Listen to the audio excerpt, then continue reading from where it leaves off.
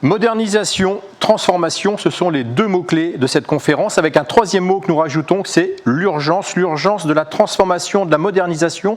Bonjour à toutes, bonjour à tous, bienvenue pour ce rendez-vous de Vive Industrie que nous avons l'honneur d'animer avec Sud-Ouest ce matin. Je vous remercie de nous rejoindre. Nous avons des invités, évidemment, qui sont déjà là. Un qui va nous rejoindre, c'est Alain Rousset, qui nous rejoindra tout à l'heure, le président de région. Mais heureusement, on a déjà sur le plateau Sarah Esca. Bonjour Sarah, vous êtes la dirigeante de Moco Cartex, se spécialiser dans l'emballage. Vous êtes à Peugeard en Gironde, vous êtes aussi à Fléac en Charente, des départements évidemment de la Nouvelle-Aquitaine, parce qu'on va être très néo-aquitain toute cette matinée. Laurence Mélier, vous aussi, vous êtes une nouvelle habitante de cette Nouvelle-Aquitaine, même si on vous y a vu grandir, en partie à Agen, si j'ai bonne mémoire.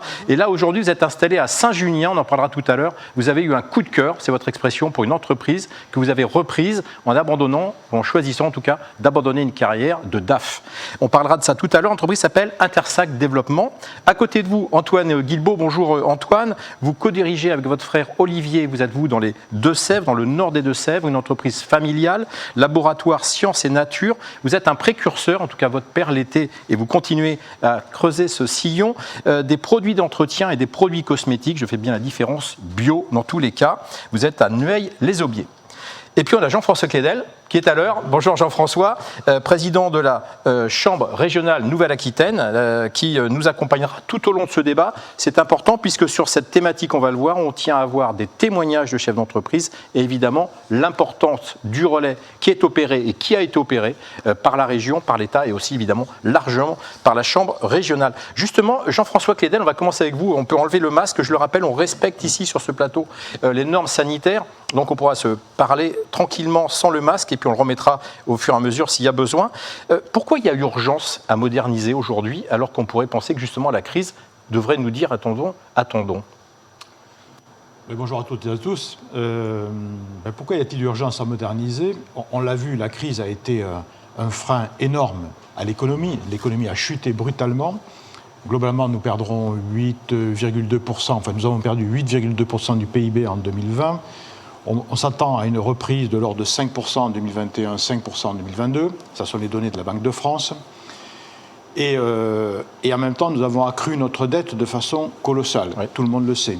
Donc comment allons-nous pouvoir sortir de cette situation? Comment allons-nous laisser, dans quel état allons-nous laisser les finances de la France aux jeunes générations? On le voit. Ce dont on est sûr, c'est que si l'on ne fait rien, ce sera dramatique. Donc nous avons une urgence, ne serait-ce que par rapport aux nouvelles générations, aux futures générations, à retrouver du PIB très rapidement. Et comment retrouver du PIB? On sait très bien que si l'on reste sur les modalités antérieures à la crise, on aura du mal à se positionner de façon concurrentielle et compétitive par rapport à tous nos compétiteurs, hein, qu'ils soient d'Europe, d'Amérique, d'Asie.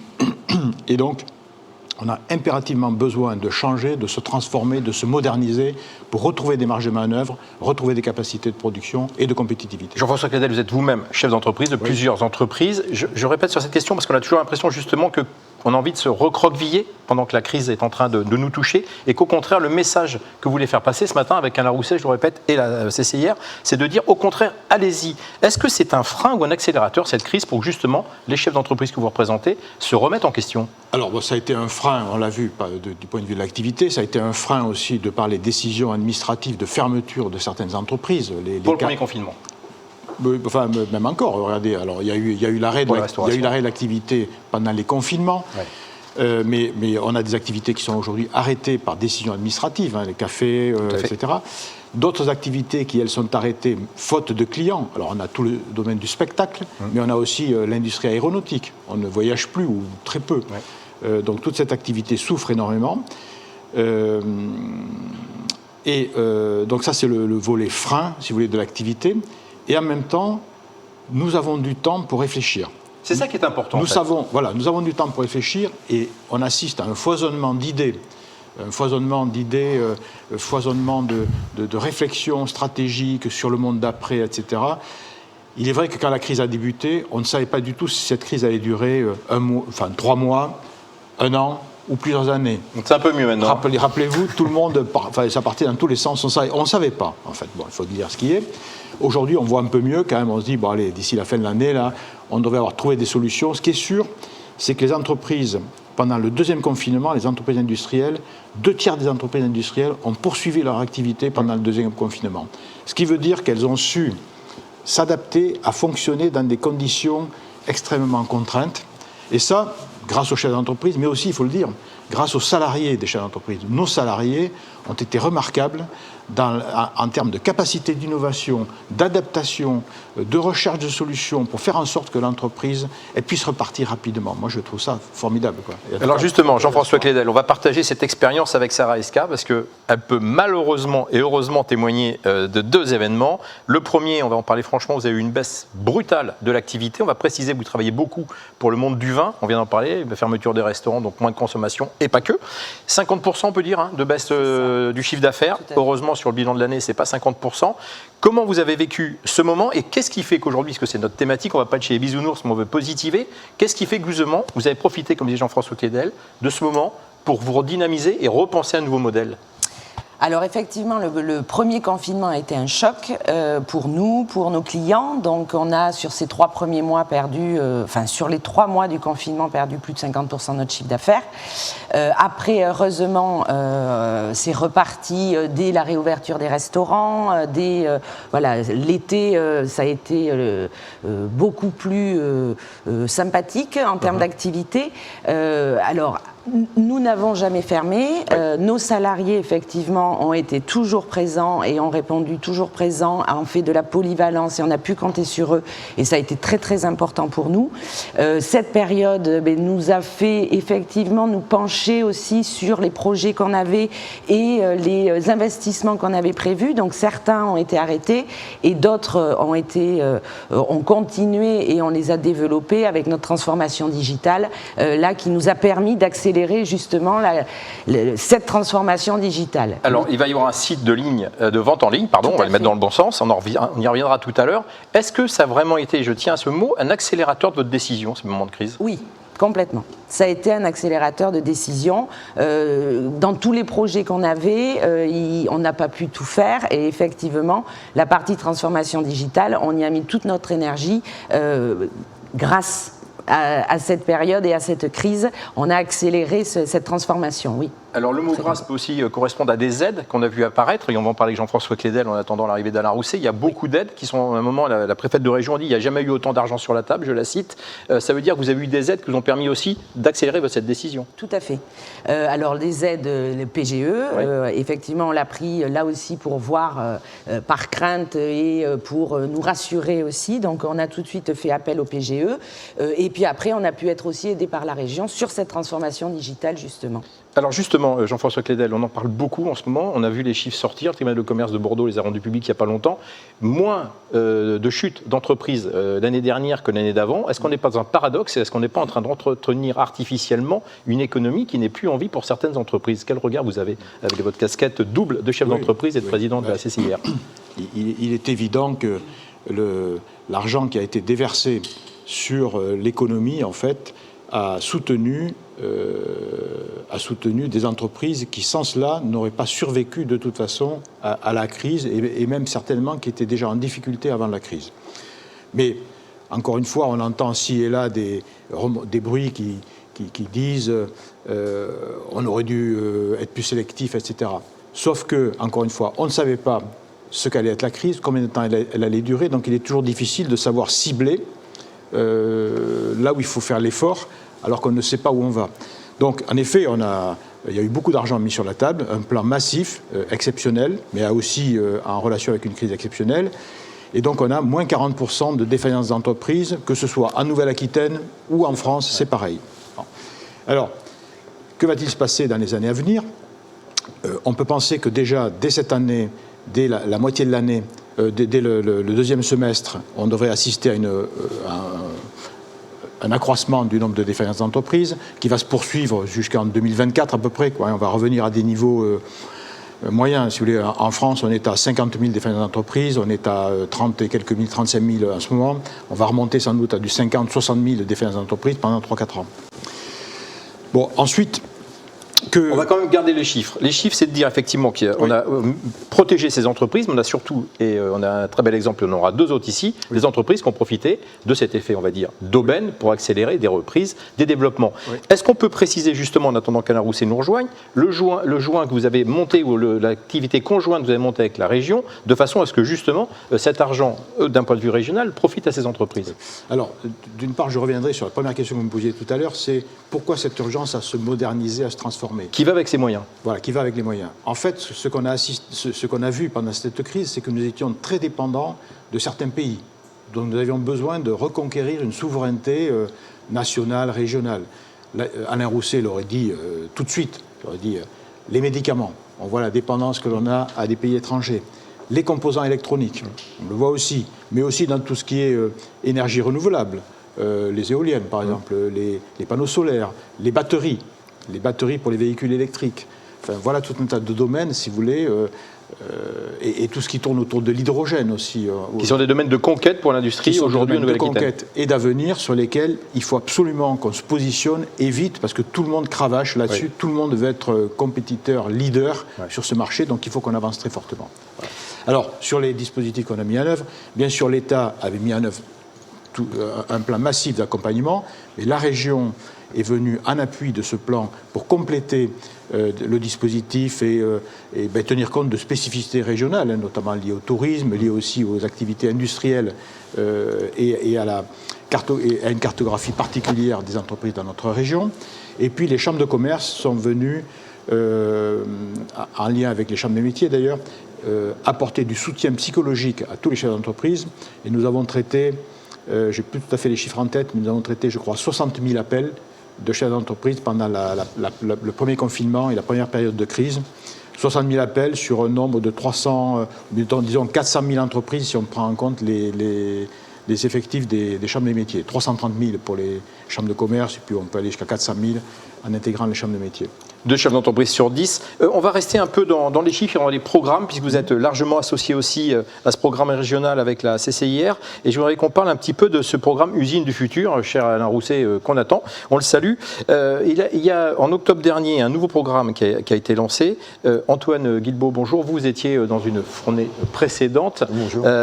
Vous pouvez témoigner justement de ce que a apporté ce diagnostic, puisque c'est bien le diagnostic qu'on parle. Et avant de vous donner la parole, j'aimerais justement que Jean-François nous explique en quoi cette démarche d'usine du futur, qui profite à une entreprise qui va nous le raconter, est différente de ce qu'on pourrait aller chercher chez des conseillers ou des consultants extérieurs. C'est quoi la différence entre cette aide qui est apportée à la fois par la CCIR et la région? Est-ce que pour aller chercher un chef d'entreprise dans une autre source de diagnostic?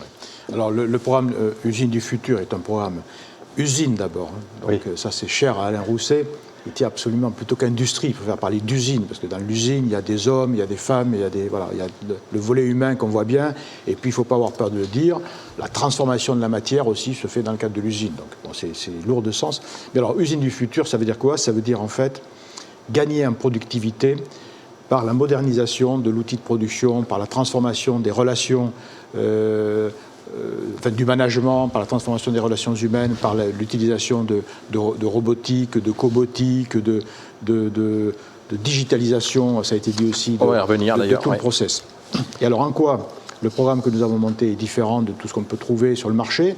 D'abord, c'est un programme qui est construit dans une logique d'intérêt général, qui couvre toutes les entreprises industrielles de la région. Une plateforme a été mise en œuvre aussi, une plateforme Usine du futur a été créée par la région, ADI, l'agence de développement, et la CCI de région. Oui. Nous sommes tous les trois à la manœuvre là-dessus pour d'abord, après un diagnostic réalisé selon les tailles d'entreprise, soit par la région, soit par ADI, soit par la CCI. La CCI adresse en général les entreprises les plus petites, c'est-à-dire moins de 50 et les TPE. C'est un partage que nous nous sommes fait entre la région, ADI, la CCI, de façon à ne pas être en redondance, être bien complémentaires, cohérents dans nos programmes. Cette cohérence, on la recherche à tout prix. Et là, selon le niveau ou la taille de l'entreprise et ses facultés à pouvoir financer le programme, il y aura un niveau d'aide plus ou moins important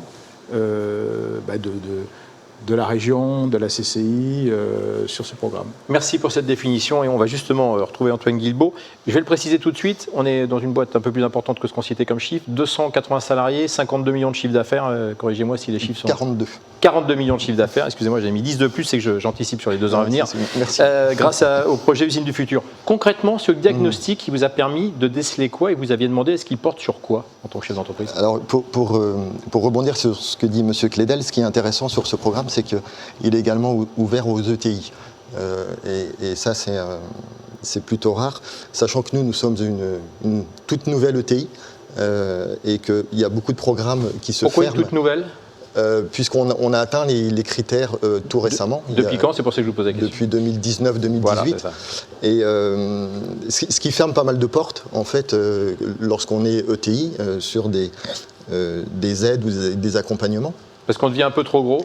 Voilà, on devient un peu trop gros, mais quelque part, on n'est pas assez gros. D'accord. Donc, on est un peu entre les deux. D'où le club ETI pour vous aider. Voilà, exactement. Donc, on a déposé un dossier de candidature en 2019 à l'usine du futur, avec une note de cadrage qui a eu lieu en octobre 2019, et puis un pré-diagnostic qui a eu lieu en novembre, sur 2 journées, novembre 2019, avec une réunion de restitution en décembre 2019. Accompagné donc d'un plan d'action. L'idée, c'était de faire un focus sur notre performance industrielle au niveau de l'organisation, de la structure et des ressources humaines. Donc l'intérêt, c'est qu'on a des experts qui viennent sur site et donc dans nos structures, on n'a pas forcément ces expertises-là ou ces ressources-là. Donc ça, c'est vraiment intéressant d'avoir une expertise externe et un œil externe. Et l'ensemble a abouti sur une feuille de route, un plan d'action, lié, comme disait M. Clédel, donc aussi bien pour nous à de la mesure et de l'amélioration de performance que de l'amélioration de compétitivité et de productivité. Juste une précision par rapport aux chefs d'entreprise, et on les remercie qui nous suivent ou qui nous suivront en replay, puisque je le rappelle, ils pourront être les ambassadeurs de cette rencontre et dire à leurs collègues intéressés ou à leurs cadres de regarder. Est-ce que vous aviez fixé le cadre de ce diagnostic vous-même, ou est-ce que les experts ont, on va dire, cadré le diagnostic ? Alors, le diagnostic a été cadré en amont, donc en collaboration avec l'ADI, et puis avec les experts, puisque en 2 jours, on ne peut pas regarder l'ensemble du périmètre. Donc l'idée, c'est vraiment de focuser là où on sent qu'il y a un besoin et où on partage le besoin de la structure. Et du diagnostic au plan d'action, puisque c'est vous le chef d'entreprise, c'est pas malgré les aides, les gens extérieurs qui vont venir mener le plan d'action, qu'est-ce que vous avez concrètement appliqué ou qu'est-ce que vous êtes en train d'appliquer ? Alors, comme je disais, le plan d'action, la feuille de route a été déterminée en décembre 2019. Donc on partait sur la mise en œuvre de ce plan d'action et est arrivé en mars 2020, donc forcément la pandémie, ce qui a stoppé nos actions, puisqu'on s'est concentré sur la gestion de la crise. Donc on reprend là doucement le plan d'action en faisant un focus sur tout ce qui est robotisation, mécanisation, amélioration de notre compétitivité. Et d'ailleurs, on parlait de plan de relance tout à l'heure. On a déposé un dossier d'aide et d'accompagnement d'industrie du futur, ce qui va nous permettre d'accélérer la mise en œuvre de ce plan d'action. Il y a aussi une volonté d'agrandir le site, enfin de l'usine sur le site. Il y a aussi une volonté d'agrandir, d'étendre une nouvelle ligne de production haute cadence, effectivement, toujours encore pour être plus compétitif, puisqu'on est malgré tout dans un secteur très concurrentiel où des industries du conventionnel viennent sur le marché du bio, et donc on a besoin de s'armer pour combattre face à ces gros faiseurs qui viennent sur nos marchés. Elle a une petite spécificité, on sort un peu du sujet du futur, mais qui est intéressante pour les gens qui ne connaissent pas encore assez. Et je cite d'ailleurs vos chiffres qui sont très encourageants, puisque vous avez des chiffres de visiteurs du site très impressionnants pour une entreprise industrielle, puisque vous avez ouvert vos portes et vous ouvrez toute l'année. Donc j'invite tout le monde à venir voir l'entreprise. Je voulais préciser que vous êtes un spécialiste de la vente directe, parce que ce n'est pas toujours connu. Vous vous écoulez, c'est une petite parenthèse, mais expliquez-nous combien vous avez de personnes qui représentent, on va dire, sur le modèle Tupperware ou même sur le modèle de votre entreprise pour aller faire de la vente directe. Alors effectivement, le raccourci, et ça parle à tout le monde, c'est le modèle Tupperware. On s'y rapproche, mais ce n'est pas tout à fait la même chose. Donc nous avons 1700 conseillères distributrices donc sur le territoire français et sur le Benelux pour distribuer nos produits, donc, comme vous le disiez en introduction, des produits cosmétiques, des produits détergents, des produits de bien-être écologiques et biologiques qui vont aller à domicile faire un rendez-vous pour la planète pour distribuer et faire connaître notre entreprise et nos produits. Voilà, à travers la marque Body Nature. Qu'on peut citer. Et puis je voulais citer aussi, vous avez fait partie de ces entreprises, ils ont su s'adapter, puis vous avez produit du gel hydroalcoolique pendant la pandémie. On en produisait avant, mais on en a produit encore plus. On va parler d'accélérateur de la région tout à l'heure, c'est pas le même. Voilà. Et on a également produit beaucoup de crèmes hydratantes pour les mains. De crèmes hydratantes pour les mains, notamment pour les soignants hospitaliers, auxquels on a fait également des dons pour accompagner l'ensemble de nos soignants dans cette crise. Laurence Mélier, un autre exemple avec vous de ces aides dont parlait Jean-François Clédel et qu'il décrivait tout à l'heure, alors avec un peu de modestie parce qu'il est resté, pour l'instant en tout cas, et il a l'air de dire que c'est un apport psychologique, mais évidemment il y a un apport financier aussi, on va en reparler tout à l'heure. Vous êtes dans une autre histoire totalement différente de celle d'Antoine, puisque l'entreprise, elle est ancienne, mais vous êtes toute jeune chef d'entreprise. Vous avez quitté, je disais tout à l'heure, une carrière de cadre pour venir embrasser, je choisis avec volonté ce mot, puisque vous m'avez dit j'ai eu un coup de foudre pour cette entreprise. Une entreprise qui s'appelle Intersac. J'aimerais bien qu'on précise ce qu'elle fait, comme ça on saura de quoi on parle pour nos auditeurs. Oui, donc nous façonnons et imprimons des sachets d'emballage en papier. Alors, que du papier. Que du papier. Alors, qui va aussi bien depuis l'emballage de luxe jusqu'à l'emballage de la baguette qu'on va chez le boulanger. Tout à fait. Alors, une grosse partie sur l'agroalimentaire. Avec un nombre incroyable de clients. J'ai été surpris quand j'ai vu ça avec vous. Oui, parce que beaucoup, alors ça c'était un choix précédent mais qui va perdurer, nous adressons essentiellement à des petites et moyennes entreprises. Dites-nous le nombre de clients. On a au moins 3000 clients. C'est ça, voilà. Donc c'est toujours intéressant quand on parle d'industrie d'aller voir le nombre de clients.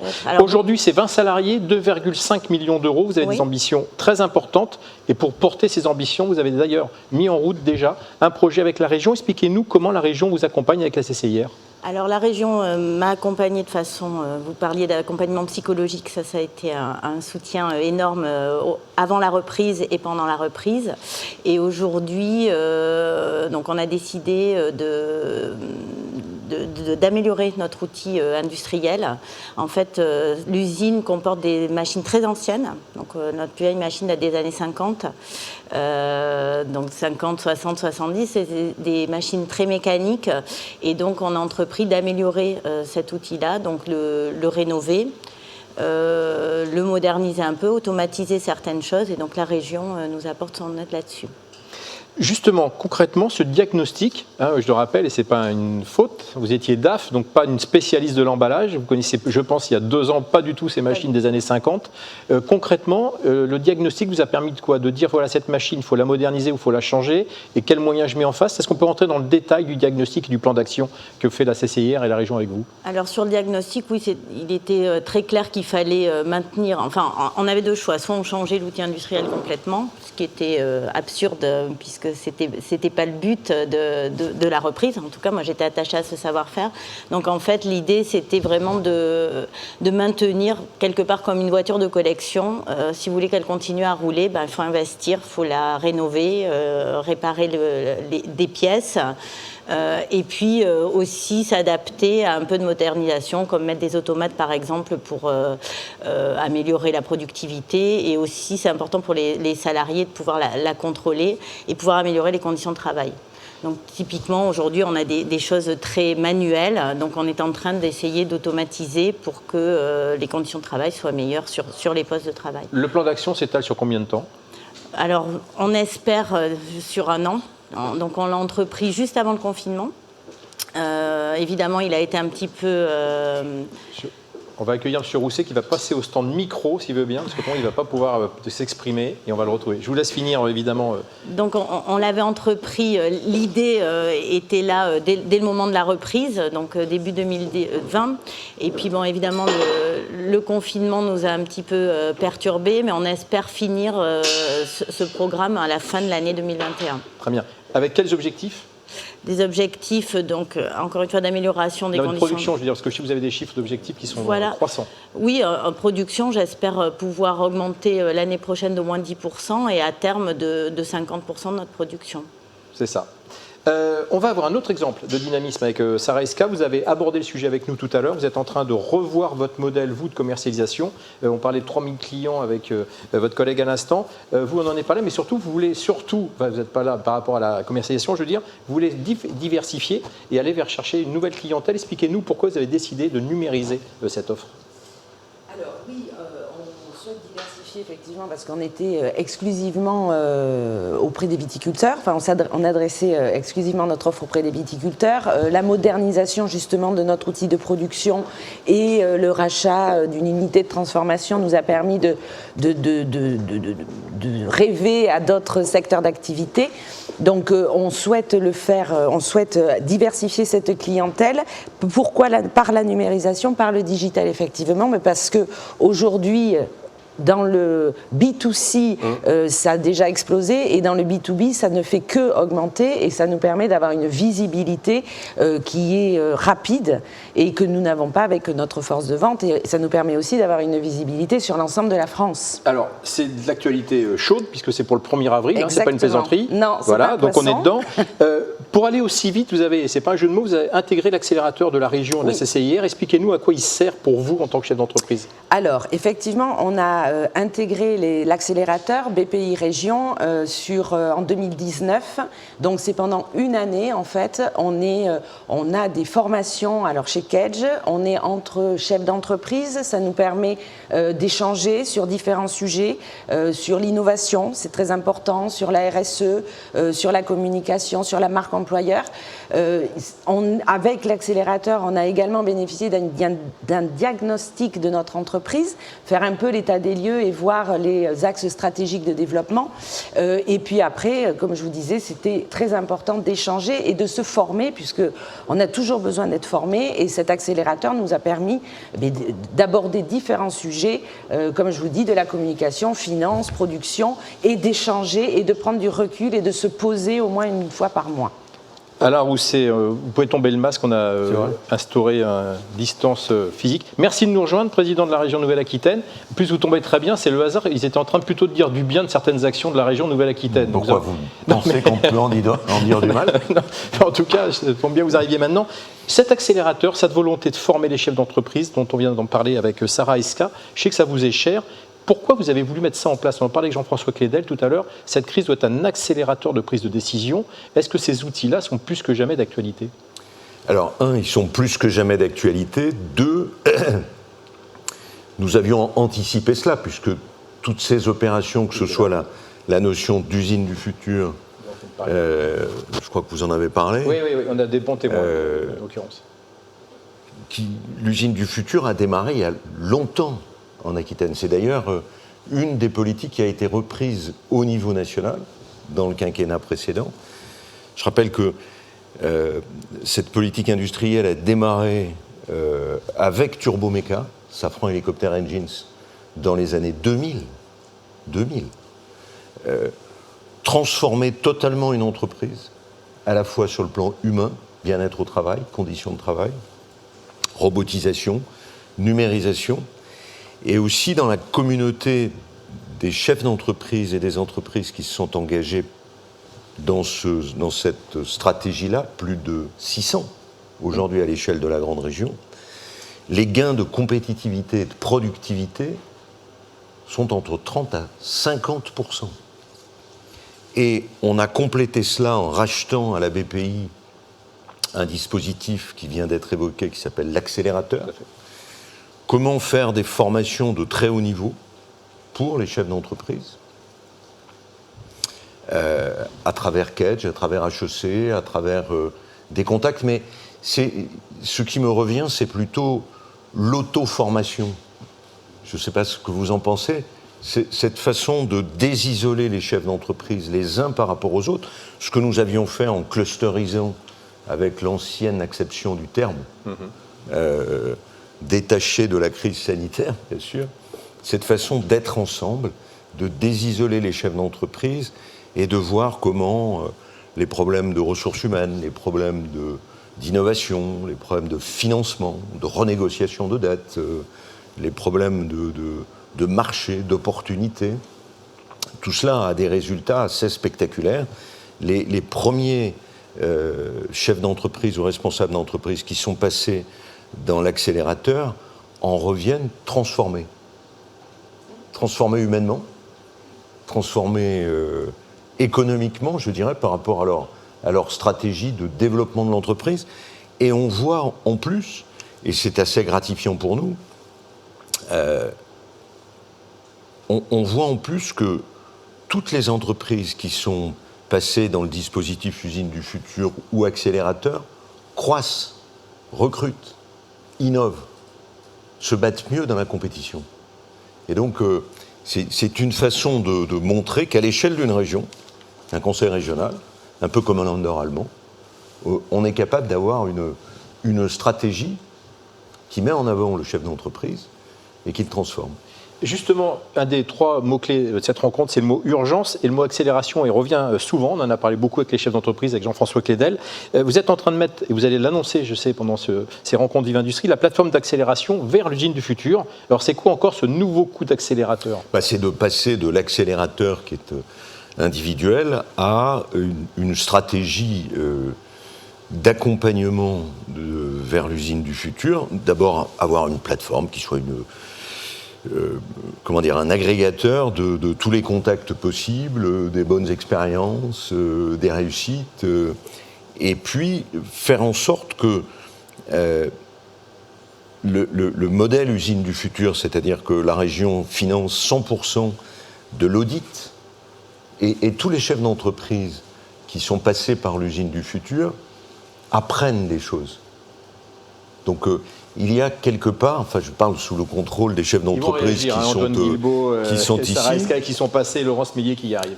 Toujours, ce qui est étonnant, même une entreprise comme Ceva Santé Animale, qui est quand même la 5e entreprise au monde sur la santé vétérinaire, a appris des choses. Dont le dirigeant est le président ZTI, dont on saluait tout à l'heure le club avec Antoine Guilbault. Voilà. Donc il s'agit de passer à autre chose. Il y a des spécialistes de l'organisation du process industriel ou du process de travail, de l'organisation, et on en apprend toujours quelque chose. Et donc je trouve que en désisolant le monde de l'entreprise les unes par rapport aux autres, en pensant l'humain, et pas simplement la technologie, pas simplement un objectif de mois à mois, mais un objectif pluriannuel, on regarde l'avenir d'une autre façon. Justement, on va faire témoigner les chefs d'entreprise. Je vais juste votre retour, Jean-François Clédel, maintenant qu'on a les deux présidents sur ce plateau. Est-ce que toutes les entreprises peuvent être concernées ou est-ce que malheureusement, on en parlait tout à l'heure, il ne faut pas être trop naïf et il y a des entreprises qui ne vont pas pouvoir accéder à ces moyens-là ou qui n'ont pas psychologiquement aujourd'hui la tête à ça et qui n'ont pas forcément non plus les moyens d'aller mettre les plans d'action que viennent de nous citer les trois chefs d'entreprise qu'on a invités. Oui, mais c'est Vous enlevez le masque, hein, je vous répète. Oui, c'est une bonne question parce qu'en fait, sur les 400 000 entreprises que j'évoquais tout à l'heure, en fait, le programme, alors 400 000 entreprises, tout secteur confondu, de l'auto-entrepreneur jusqu'à la grande entreprise. Les entreprises industrielles, elles représentent 15% de cet effectif à peu près.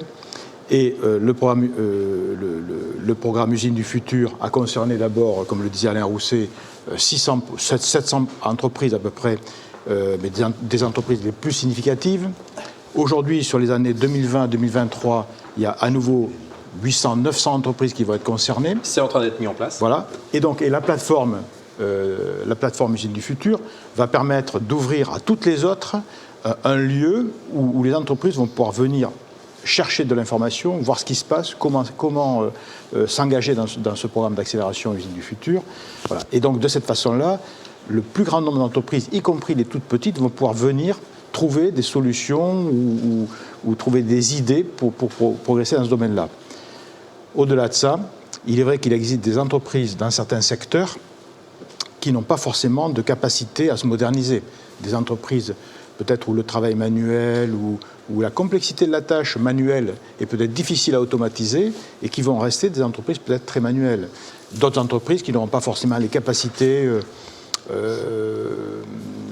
conceptuelles aussi à s'engager dans ce programme. Et malgré tout, il faudra bien penser à celle-ci. Parce qu'en fait, on sait qu'on va pouvoir accélérer toutes les entreprises qui sont sur des secteurs porteurs, des secteurs d'avenir. Mais il y a en même temps tout un tas d'entreprises qui sont sur des secteurs qui ne sont pas dits d'avenir et qui pourtant emploient beaucoup de salariés, en fait. Donc il va bien falloir qu'on ait quand même une attention portée aussi sur celle-là en même temps. Mais c'est un autre sujet, quoi. Je pense qu'on verra ça. Mais c'est important en tout cas de faire cette parenthèse. On verra ça après la crise. Des témoignages. Alain Rousset a cité le mot humain, on sait que c'est un mot qui lui est cher. On a parlé de transformation humaine en lançant ce débat. J'aimerais bien que vous, Sarah Esca, vous expliquiez, parce qu'on a parlé tout à l'heure de la numérisation, mais ça concerne aussi justement les salariés. Vous avez un plan de formation dans l'entreprise pour accompagner cette transformation. Exactement. L'entreprise est en train de se transformer, les métiers d'hier ne sont pas ceux de demain, il faut absolument qu'on garantisse l'employabilité de nos salariés, il faut qu'on les accompagne, il faut développer la polytechnicité, la polyvalence, et par rapport à tout ça... Et au-delà des mots, ça se passe comment ? Au-delà des mots, ça se passe comment ? Alors, très concrètement, on forme exemple très concret, notre force de vente, qui a toujours été visiter des viticulteurs sans forcément faire de la prospection. Aujourd'hui, on les a engagés, ils sont engagés sur une formation pendant 1 an et demi, une formation qualifiante au niveau de ses compétences sur le métier de commercial. Également... toute la partie, on a une partie assistante commerciale qui, elle aussi, bénéficie d'un accompagnement sur des formations qualifiantes pour se coller aux attentes futures de l'entreprise.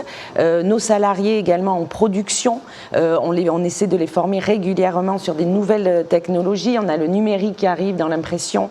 Donc voilà, donc tout ça s'est engagé. Tout ça, on a effectivement monté un plan de formation très ambitieux qui concerne plus de 80% de nos salariés sur 2020. Sur 2021, ça continue également. Pour nous, c'est très important. Effectivement, on est une entreprise familiale, on a un peu plus de 100 personnes. Et l'idée, c'est vraiment continuer avec l'ensemble de nos salariés et qui s'adaptent à notre nouveau métier et aux besoins de nos clients et de nos futurs clients. Antoine Guilbault, on parlait tout à l'heure de robotisation. Avec vous, il ne faut pas que le mot fasse peur. Vous avez aussi un plan de recrutement important, au-delà de la crise. On peut le préciser, on a parlé à un moment de 80 embauches potentielles. Est-ce que c'est toujours un objectif ?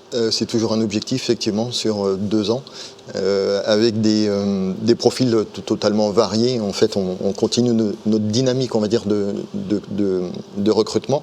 Et puis, on parlait de la force de vente tout à l'heure, Body Nature, sur la vente à domicile. Là, c'est 500 recrutements donc par an, oui. Depuis plusieurs années. Et pour répondre également à la question de la formation, où l'usine du futur aussi permet de prendre conscience, de faire monter en compétence en fait les collaborateurs, notamment par rapport à la robotisation ou l'automatisation, où contrairement à ce qu'on avait pu échanger, c'est pas de la destruction d'emplois, et au contraire, on crée des nouveaux emplois, peut-être à plus forte valeur ajoutée, avec de nouvelles compétences qui nécessitent donc forcément des formations pour accompagner nos collaborateurs. Ouais. Laurence Méli, on va plaisanter un peu, vos machines n'ont pas toutes l'âge des années 50, mais il y en a quelques-unes. Comment justement on maintient aussi du personnel qui est capable de maintenir ces entreprises ? Vous me disiez que c'était comme une voiture de collection, oui, c'est un marché à part, mais donc, comment vous faites aujourd'hui justement pour développer et maintenir ce savoir-faire ? Aujourd'hui, il y a un savoir-faire donc, qui s'acquiert en interne. Il n'y a pas d'école pour travailler chez nous, donc les anciens forment les nouveaux. La difficulté, c'est que les anciens commence à partir. Oui. Donc du coup, là, on s'est lancé dans un programme, alors aussi aidé par la région avec des suggestions extrêmement intéressantes dans le Limousin sur des solutions. Pas, il va croire que vous avez quelque chose à demander, M. Roux. non, on a eu des suggestions sur des solutions locales, en fait, d'aide pour bâtir justement ces plans de formation, ces plans de transmission, puisqu'en fait, il s'agit de se réapproprier ce savoir-faire. Et donc, on va avoir l'aide d'étudiants, par exemple, en licence de génie mécanique ou de l'IUT mécanique, qui vont nous aider à transcrire, à aider nos salariés à transcrire ce savoir-faire, à le formaliser, de façon à ce qu'on puisse l'utiliser pour des futurs recrutements, puisqu'il faudra remplacer les anciens. Allez-y, oui, je voudrais juste rebondir sur 2 ou 3 idées. J'ai évoqué l'humain tout à l'heure. On voit bien que l'humain, c'est aussi la formation, c'est préparer les métiers de demain. On ne connaît pas ces métiers à 50%. Hein ? Par rapport à ce que disait Jean-François Clédel tout à l'heure, 60% des entreprises qui sont rentrées dans le programme Usine du Futur ont moins de 50 emplois. Donc on concerne bien le tissu industriel de PME, voire de TPE, dans l'ensemble de la région. Alors il faut qu'on massifie ce programme, d'où l'intervention de l'État, qui est intervenue à travers les programme d'investissement d'avenir dans ce domaine-là. Deuxièmement, j'insiste sur ce qui a été dit tout à l'heure, on voit que la robotisation d'une entreprise ne tue pas l'emploi, mais au contraire, en faisant monter en compétence le corps social de l'entreprise, on acquiert de nouveaux marchés, on se développe, et on fait plus que de maintenir l'emploi, on crée de l'emploi. On crée de l'emploi. C'est souvent aussi une capacité, je pense notamment aux sous-traitants de l'aéronautique, d'éviter certaines délocalisations imposées par les services achats des grands groupes. Hein ? C'est important de dire ça. On monte en compétitivité, en productivité, et en même temps on évite, c'est ce qui est arrivé à Turboméca, C'est ce qui est arrivé à Turboméca. C'était quand même 2500 emplois à bord, à quelques kilomètres de Pau. Donc ça, c'est un point important. Troisième point important, on voit aussi que par rapport aux défis climatiques, par rapport à la transition environnementale, c'est aussi un engagement très fort.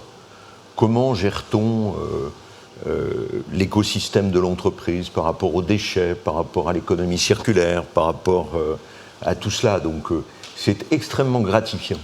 Et enfin, il y a une chose, moi, qui me tient particulièrement à cœur, et vous le disiez tout à l'heure, c'est qu'il y a une forme de complicité entre le monde de l'entreprise et les équipes de la région.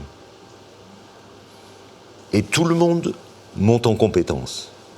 Et cette espèce de laboratoire que sont nos services industriels de la région ou économiques de la région fait qu'on peut diffuser beaucoup plus vite, à travers ces compétences acquises par les pouvoirs publics, qu'on a souvent voulu mettre de côté ou qui se sont mis de côté à l'égard du développement industriel et économique. Et vous savez que c'était aussi mon mantra au niveau de la région. Il y a cette complicité. On accompagne 2600 entreprises par an. C'est une forme de savoir incroyable pour chacune des entreprises, y compris pour parfois, je cherche le mot, mais rapprocher telle ou telle entreprise à l'égard de telle autre, parce qu'il y a des complémentarités.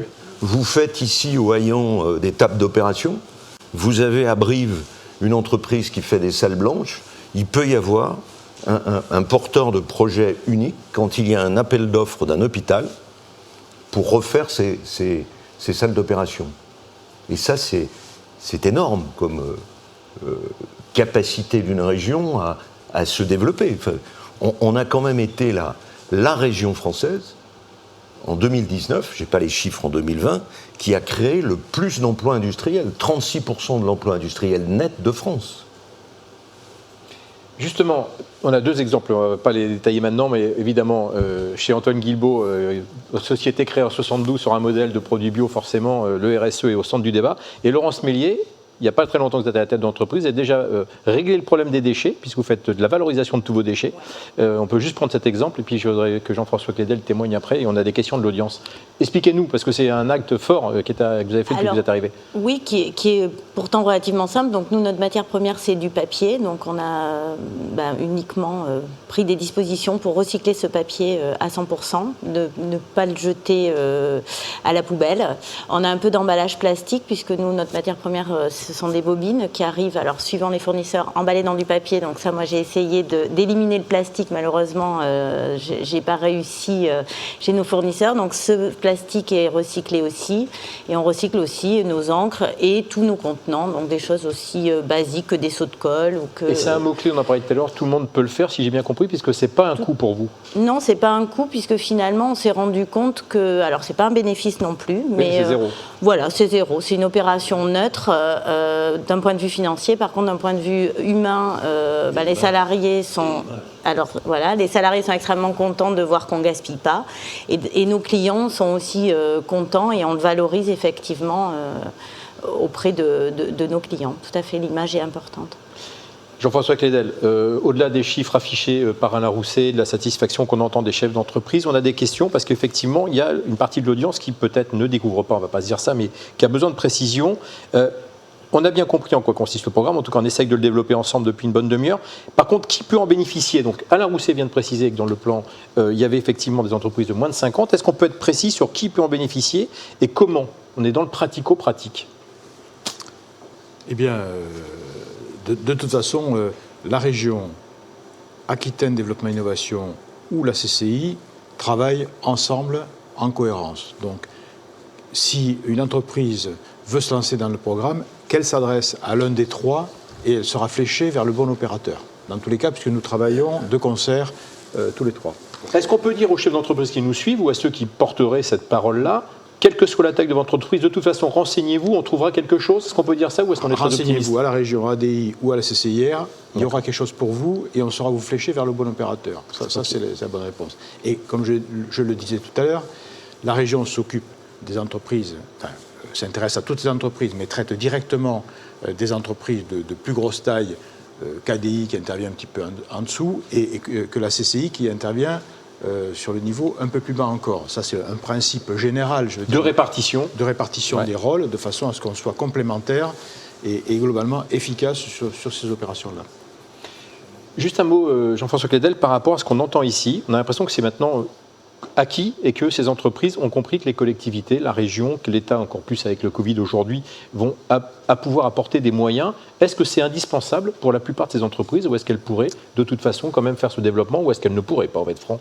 Je pense quand même que c'est indispensable. Ça a été évoqué tout à l'heure par Sarah Esca. Oui. Elle a évoqué les PGE, les prêts garantis par l'État, qui se traduisent par un endettement quand même supérieur de toutes les entreprises. Donc il va bien falloir faire face à cette charge de dette aussi. J'évoquais tout à l'heure la charge de la dette de l'État, mais il y a aussi la charge de la dette des entreprises elles-mêmes qui s'accroît. Et donc les entreprises ont non seulement la nécessité de se moderniser pour rester compétitives, ça a été dit tout à l'heure par Antoine très, très clairement, il faut rester compétitif. Et donc il faut se moderniser pour cela, il faut avancer, il faut rester leader ou chercher à devenir leader, ou en tout cas progresser pour être dans cette démarche-là, être plus compétitif, conquérir des marchés à l'international, produire dans des logiques RSE, moins gourmand en énergie, qui gaspille moins, etc. Ben, tout ça, il faut l'intégrer aussi, parce que nos collaborateurs, nos clients, toutes les parties prenantes aujourd'hui sont attachées à ces développements-là. Il faut être vigilant là-dessus. L'avenir est là. Qu'on y croit à la limite, que le chef d'entreprise y adhère ou pas, peu importe. La question n'est pas là. Par contre, c'est un mouvement de fond, de toute façon, dans lequel il faut s'engager. On a l'obligation, nous, chefs d'entreprise, de nous engager dans ce mouvement de fond et d'engager des actions pour positionner notre entreprise dans ces logiques-là. Et donc, il faut pour ça de la réflexion, donc du temps. Du temps, c'est de l'argent. De l'argent, on a des dettes. Et donc, évidemment, toutes les aides qui nous viennent de l'État, de la région ou des chambres de commerce sont les bienvenues, en fait, pour accompagner ces transitions, en fait. C'est une grosse transition qu'il faut opérer et qu'il faut opérer par nécessité. On l'a vu, on l'a dit tout à l'heure. Et pour la pérennité de notre entreprise et de notre tissu économique. Alors, Alain Rousset, je dirais qu'il y a un mot sur Alain Rousset quand même, parce que Alain Rousset est quelqu'un que je connais depuis longtemps. C'est quelqu'un c'est un des présidents de région qui est très impliqué dans l'économie. Vous avez failli dire chef d'entreprise, là-dessus c'était intéressant. Dans l'économie, chef d'entreprise, je ne sais pas, je ne connais pas.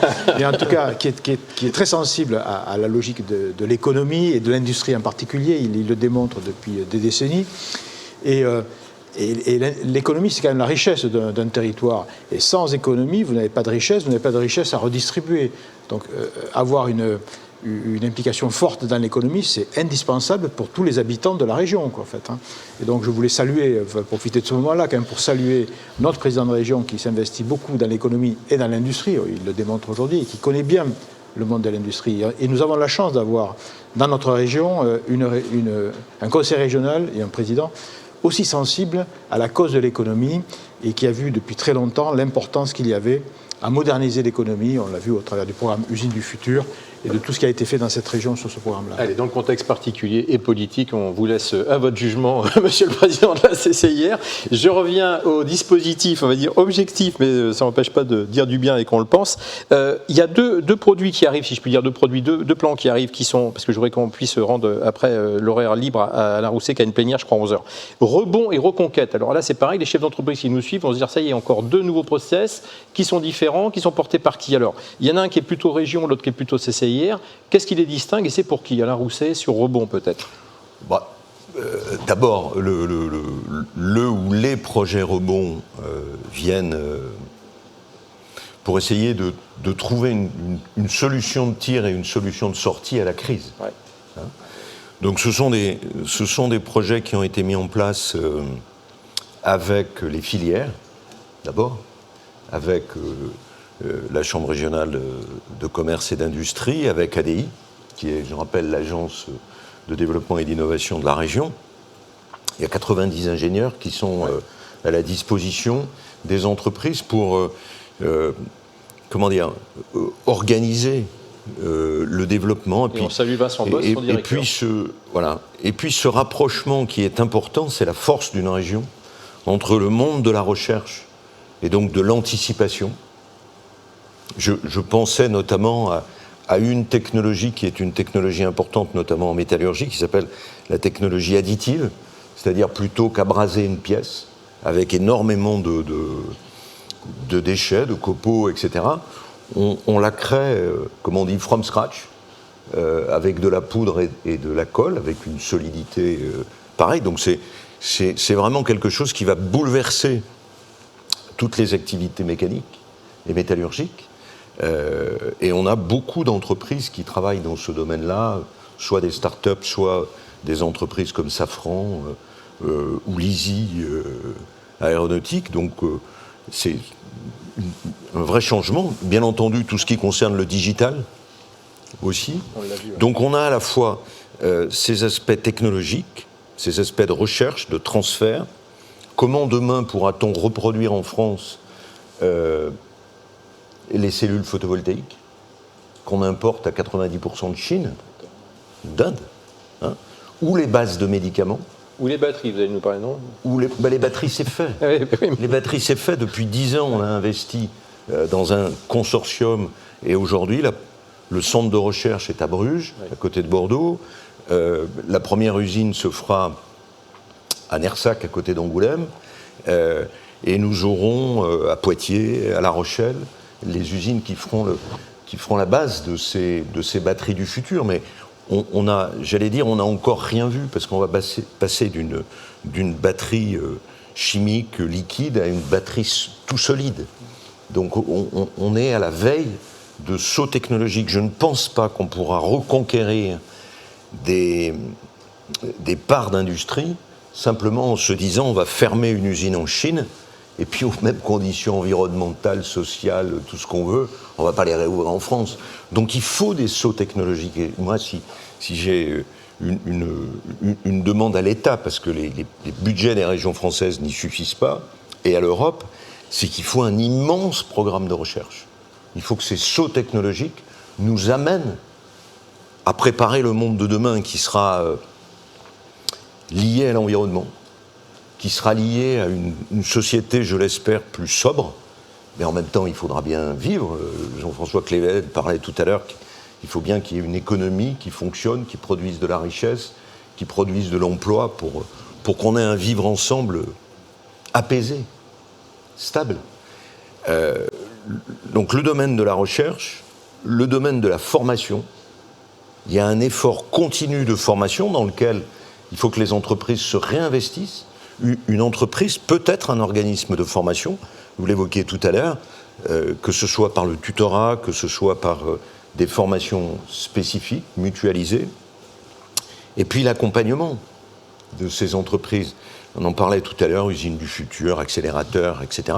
La région sous l'usine du futur a déjà investi 165 millions d'euros depuis son investissement. Donc on voit bien que des actions ciblées à destination des usines, notamment, mais pas que, de la création d'entreprises, des start-up, des fonds propres des entreprises. Jean-François Clédel évoquait tout à l'heure ce déséquilibre entre la dette et les fonds propres des entreprises. Tout ça est essentiel.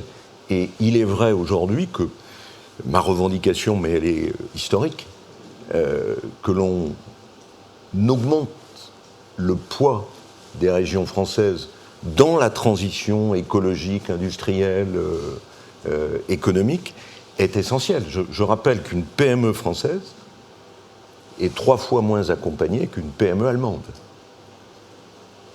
Justement, Jean-François Clédel, on vient de comprendre ce qu'était l'ambition de la région, de ce qu'était Rebond. Reconquête, qui est portée par la CCIR, se pose comment par rapport à Rebond? On est désolé d'avoir un peu... C'est sémantique, mais c'est les termes des projets. Je pense que ce n'était pas dans notre volonté d'avoir un nom différent de la région et la région non plus. Ça permet de les distinguer. Je crois que les réflexions ont avancé en parallèle et nous avons créé le programme Reconquête alors que la région était sur un programme Rebond.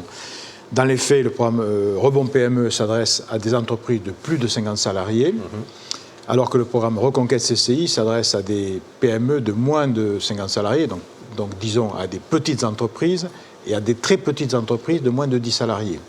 Ensuite, dans les modalités d'accompagnement, là aussi il y a une différence. Pour nous, pour le programme Reconquête des CCI, en fait, à la fois nous finançons le programme, et nous mettons en œuvre nos conseillers des CCI, nous avons 600 conseillers sur toute la région, nous mettons en œuvre nos conseillers CCI pour réaliser l'accompagnement direct des entreprises. La région, à ma connaissance, n'a pas de conseillers à disposition, et donc elle finance, enfin elle fait de l'ingénierie, elle finance, et ensuite elle fait appel à des cabinets spécialisés pour tel ou tel sujet d'accompagnement, à des cabinets conseils. Voilà. Mais ça se comprend bien, puisqu'en fait, quand on est une toute petite entreprise, le conseiller généraliste, plutôt généraliste de la Chambre de commerce peut intervenir. Dès lors que l'entreprise gagne en taille, la problématique devient plus spécifique, et là, il faut à ce moment-là un spécialiste, un conseil plus spécialisé sur la problématique à traiter. Je crois qu'on a été précis, on le redit, n'hésitez pas à revenir vers les CCI, vers les services de la région pour avoir ces informations. On sait qu'on est aujourd'hui vers un public qui est averti déjà. On va devoir vous libérer, Alain Rousset. J'ai une question de l'audience, j'aimerais bien que vous y participiez, et je pense que ça va concerner les chefs d'entreprise. Elle est large, mais elle est importante parce qu'elle est sur le mode humain. Quelles sont les évolutions à prévoir en termes d'évolution des besoins, des compétences de nos salariés? C'est très large. Est-ce que vous mettez la priorité et où? C'est sûrement la priorité d'aujourd'hui, avec ce que j'évoquais tout à l'heure sur les sauts technologiques à faire. Prenez le cas d'une petite société de transport, que la région opère puisqu'elle s'occupe de transport scolaire et de transport interurbain. On a engagé aujourd'hui une stratégie sur la dédiésélisation de nos cars et de nos bus comme de nos trains. On a mis en place, un peu à l'image de l'aérocampus de la Trenne, du centre de formation à la maintenance aéronautique de la Trenne, un ferrocampus, un campus ferroviaire à Saintes, dans une friche industrielle. Et ce saut technologique, je passe du diesel à l'électrique, ou au bio-GNV, ou à l'hydrogène demain, doit tirer aussi une économie et une industrie. Si vous voulez passer à l'hydrogène, il faut que l'hydrogène soit disponible, qu'on sache le stocker. J'étais hier à Angoulême et j'ai visité la technopole Chrysalide. Ils ont mis en place un dispositif de production d'hydrogène, d'utilisation d'hydrogène. Enfin, je veux dire, on voit bien que si l'on veut susciter la création de secteurs industriels, c'est valable aussi pour les médicaments, c'est valable pour l'électronique. Cette stratégie de reconquête dont on parlait tout à l'heure, il est important de faire ces sauts technologiques et il est important que la région, par sa commande publique, soit à la manœuvre. Sur la formation, c'est naturel, vous allez travailler, passer du diesel à l'hydrogène, c'est des métiers différents. C'est une chaîne de valeur et une chaîne industrielle différente. Il faut pouvoir le stocker, il faut pouvoir le produire, et il faut qu'on prenne, c'est ce que nous faisons avec ADI, il faut prendre la totalité de la chaîne de valeur. Je cite toujours cet exemple parce que il est significatif. Je visite au début de la crise sanitaire, une entreprise de Pau qui fabrique les respirateurs. Oui. Quand on prend sa chaîne de valeur ou sa chaîne d'approvisionnement, on voit que il est approvisionné planète entière. Il a un problème à un moment donné, parce que les embouts de respiration, je crois que c'était la Chine ou le Vietnam, ne peut plus les lui fabriquer. Il trouve une entreprise, une start-up à Limoges, pour lui fabriquer en technologie additive ces embouts. Donc vous voyez que dans le domaine industriel ou dans le domaine technologique, le diable est dans le détail, et en même temps, on peut faire sens en réacquérant ces compétences qui créent de l'emploi sur tous nos territoires. Donc c'est ça qui est gratifiant, extraordinairement gratifiant pour nous tous. Sarah Esca parlait tout à l'heure de l'évolution des managers. Vous parliez de la formation, tous les deux, les présidents de CCIR et de la région. Il y a une question qui est posée aux chefs d'entreprise. On aimerait savoir ce qu'ils en pensent et leur vision. Je propose que vous commenciez, Antoine.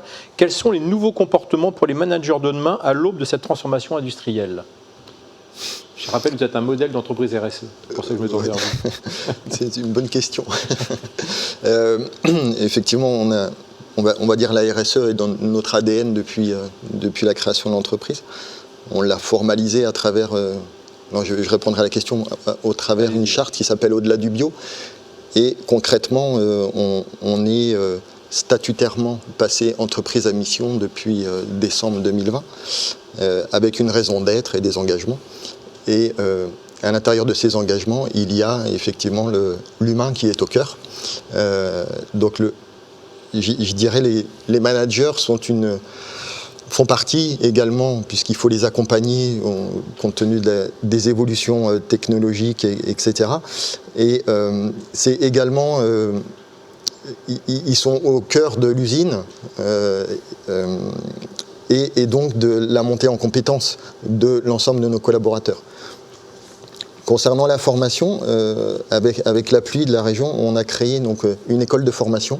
Nous sommes organisme. Le président en parlait, chaque entreprise peut demain, et le président Clédel aussi, être son stand de formation. Voilà, donc on a créé, on est organisme de formation, si vous voulez, et on a créé une plateforme de e-learning pour nos 1700 conseillères distributrices qui peuvent suivre un parcours de formation au cours de leur carrière professionnelle, et c'est un parcours diplômant. Donc elles peuvent avoir un diplôme et le faire valoir puisqu'il est opposable. Voilà. Sur cette même question, Laurence Mélier, avec votre parcours salarié il y a 1 an, 18 mois, DAF dans un grand groupe et aujourd'hui chef d'entreprise à Saint-Junien, qu'est-ce que vous répondriez à cette personne de l'audience qui nous vous pose, je rappelle la question, quels sont les nouveaux comportements pour les managers de demain à l'aube de cette transformation ? Aujourd'hui, très clairement, je pense que c'est l'humain. Bon, nous, dans l'usine, notre valeur, c'est le savoir-faire. Donc, du coup, ce savoir-faire, il est détenu par l'humain. Je pense que c'est l'humain, c'est la cohésion d'équipe. C'est ce que j'apprécie. Voilà, à l'inverse des grands groupes, là, chaque personne est importante et chaque personne peut construire à la fois son travail du quotidien et à la fois sa vision de l'entreprise. Donc, moi, je suis très, très attachée à cette collaboration. On va être un peu provoquant, mais c'est le but de cet échange. Laurence, est-ce que ça change quelque chose quand on parle de gérer sa BU dans un grand groupe et de dire oui, je vais mettre de l'humain, etc., et qu'on gère sa propre boîte ? C'est-à-dire, est-ce qu'on regarde un peu plus que ce que j'investis pour que ça me ramène des retours sur l'investissement ? Oui, parce que quand on gère sa BU, on reporte à un big boss. Donc oui, là, évidemment, ça n'a rien à voir. Et ça ne freine pas cette envie ? Non, pas du tout, au contraire, parce que à la fois, à l'inverse, les succès sont des succès immédiats. Bon, les échecs, on en apprend tout de suite aussi. Donc le retour est immédiat et c'est ce qui est passionnant.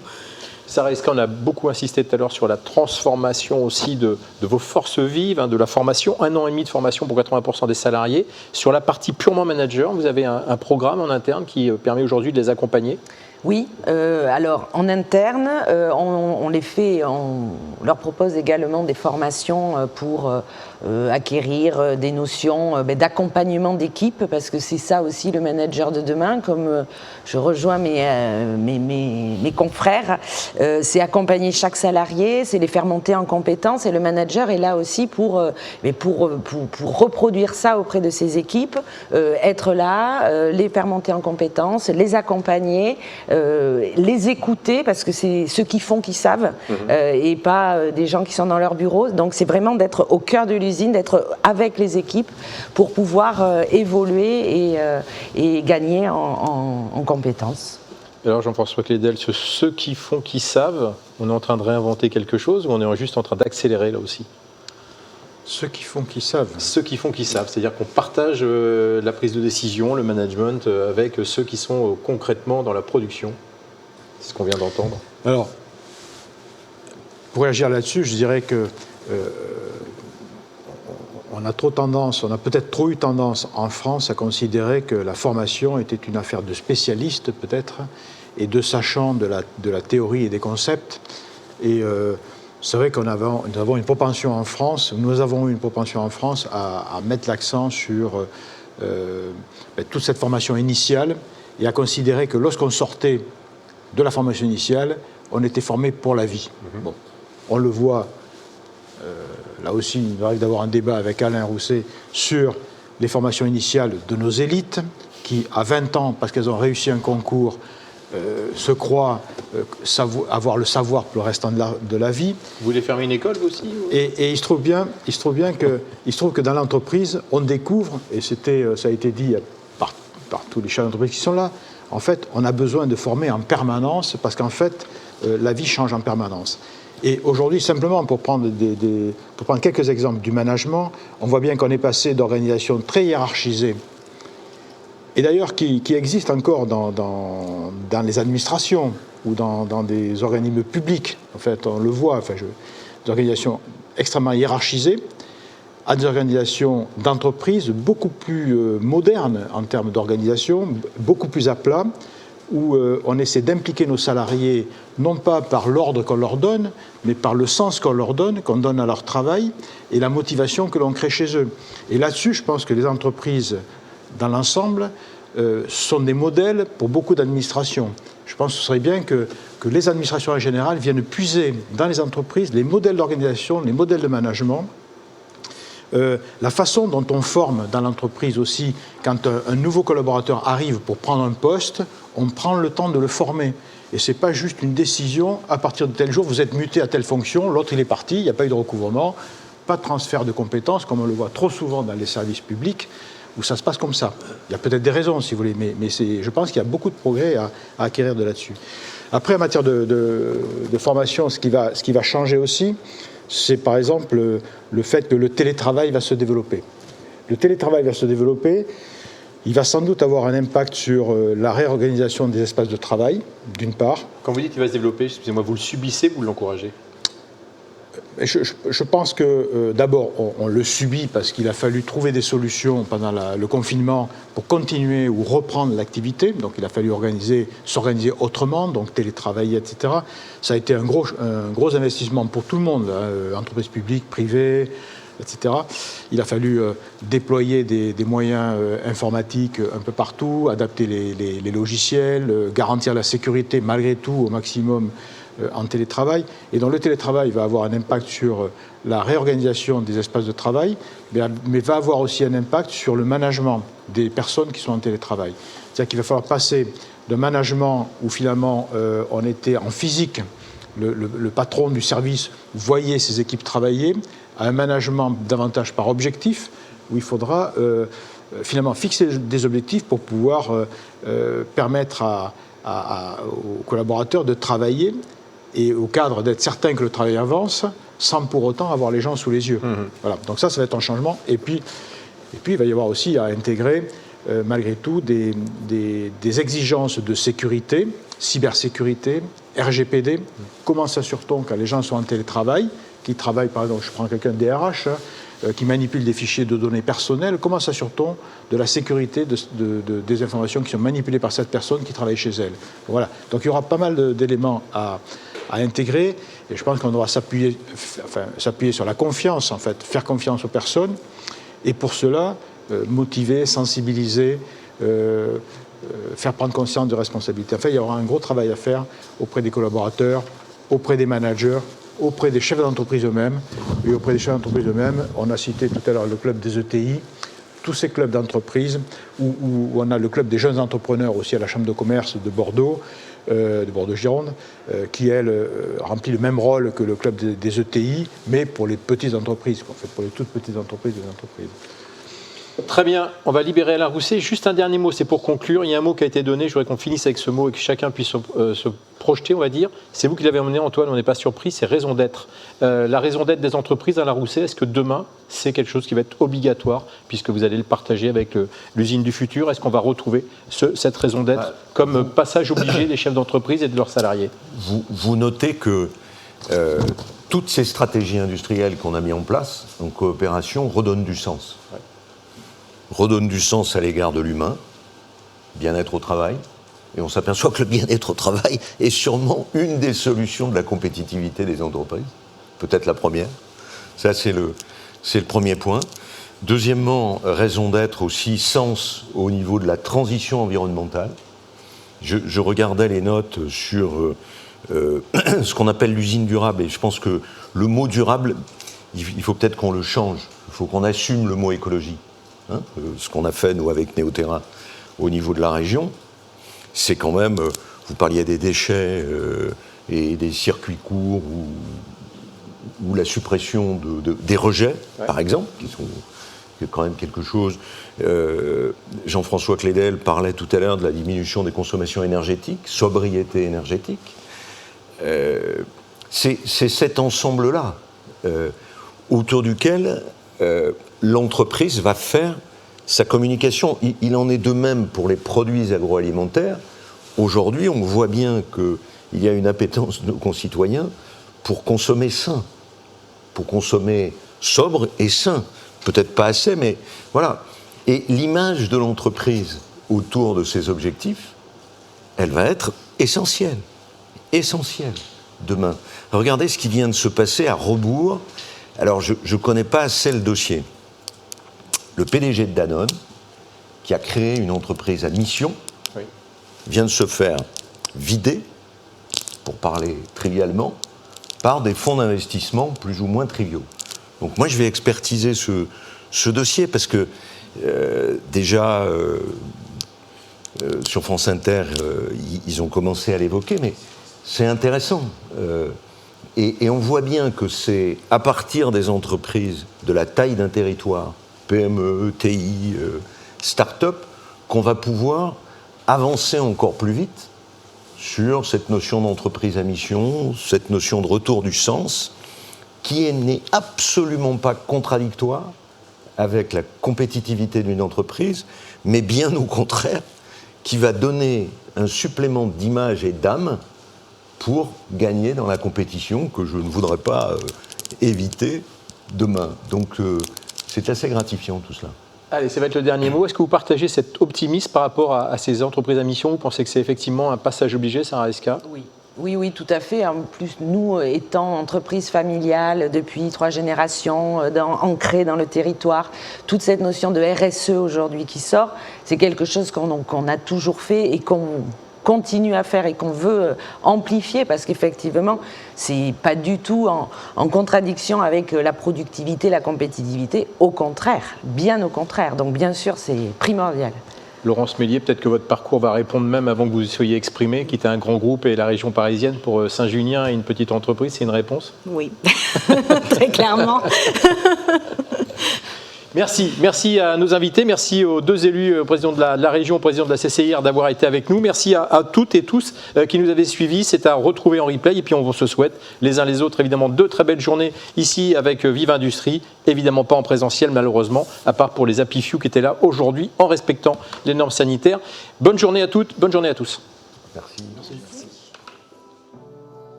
Darkest hour, I wanna comfort you. I know you've been alone. Oh, where do you go? In your head when in the real world is snow.